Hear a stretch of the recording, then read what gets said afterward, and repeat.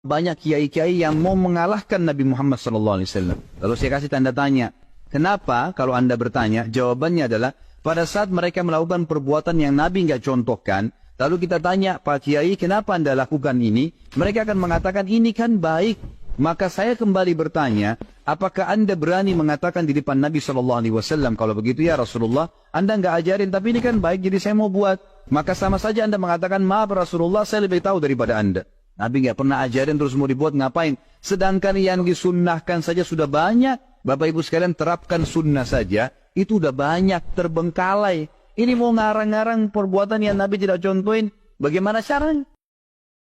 Yang dilakukan oleh sahabat Rasulullah itu bukan bid'ah, Pak Ustadz. Amirul Mukminin Umar bin Khattab radhiyallahu anhu sendiri telah mengaku membuat bid'ah. Diriwayatkan bahwa Abdurrahman bin Abdin Al-Qari berkata, aku pernah keluar bersama Umar bin Khattab radhiyallahu anhu pada suatu malam di bulan Ramadan. Ternyata orang-orang tengah sholat berkelompok-kelompok secara terpisah-pisah. Ada orang yang sholat sendiri dan ada seorang yang sholat dan diikuti oleh makmum yang jumlahnya kurang dari 10 orang. Lalu Umar pun berkata, aku pikir seandainya mereka sholat berjamaah dengan dipimpin oleh satu orang imam, itu lebih baik. Kemudian Umar memantapkan keinginannya itu, lalu mengumpulkan mereka dalam satu jamaah yang dipimpin oleh Ubay bin Ka'ab. Kemudian aku keluar bersamanya pada malam yang lain, dan ternyata orang-orang tengah sholat berjamaah yang dipimpin oleh seorang imam. Lalu Umar pun berkata, sebaik-baiknya bid'ah adalah ini. Mereka yang tidur terlebih dahulu adalah lebih baik daripada mereka yang sholat awal malam.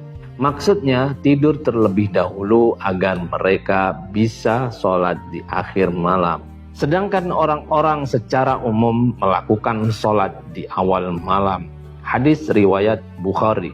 Dalam riwayat ini sangat jelas bahwa Umar bin Khattab mengadakan sholat tarawih berjamaah yang dipimpin oleh satu orang imam adalah bid'ah yang tidak pernah ada di zaman Nabi SAW dan juga di zaman Abu Bakar radhiyallahu anhu. Beliau menamainya dengan jelas dan tegas bahwa hal itu adalah sebaik-baiknya bid'ah.